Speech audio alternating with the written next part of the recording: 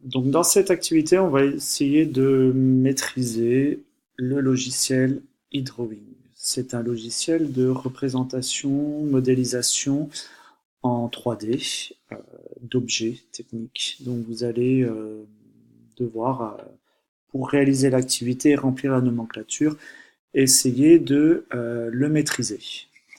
Donc on va le démarrer, le logiciel, bon, vous le trouverez dans le dossier indiqué sur votre fiche activité. Moi, je vais directement le chercher sur mon bureau et c'est c'est le fichier mini éolienne que vous démarrez en double-cliquant dessus. Voilà. Vous avez ici la modélisation de cette mini éolienne. À l'aide des icônes au-dessus, on peut faire une rotation de cet objet. On peut zoomer plus ou moins en se rapprochant. On peut faire des zooms particuliers.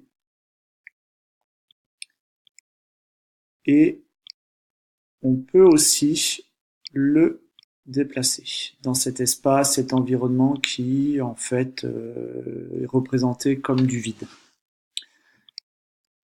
Voilà. Ensuite, on a la possibilité aussi de visualiser les différentes vues de cet objet en cliquant sur la vue choisie. On a différentes prises de vue. On peut aussi choisir de le représenter uniquement à travers des traits et des arêtes ou avoir une modélisation sans arête. Voilà. J'ai une préférence pour celle-là. Alors, l'objectif de cette activité, c'est d'aller trouver le nom des différentes pièces et de remplir cette fameuse nomenclature. Alors, dans un premier temps, ce que je vous propose, c'est tout simplement trouver le lieu où on va récupérer ces noms. Et bien, c'est en cliquant sur cette icône componente, qui veut dire arborescence, je crois. Voilà, vous avez ici toutes les pièces qui sont représentées et qui permettent d'obtenir cet assemblage, de l'écrou jusqu'aux pièces très importantes et volumineuses comme le mât ou les pales. Voilà, vous allez donc devoir identifier les différentes pièces. Mais effectivement, ces pièces, certaines sont cachées. Comment faire? Deux possibilités. La première, c'est on clique sur une pièce qui nous empêche tout simplement d'aller voir à l'intérieur. Et cette pièce est automatiquement repérée dans notre liste. Donc déjà, très facilement, on peut retrouver le nom des pièces juste en cliquant. Ensuite, si j'ai besoin d'aller à l'extérieur, deux façons. Soit je viens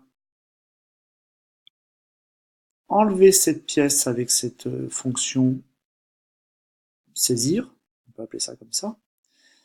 Soit je clique droit sur cette pièce et je lui demande de disparaître. Voilà. Et comme ça, on peut ensuite entrer à l'intérieur et aller identifier d'autres pièces. Tout ça pour obtenir les différents noms.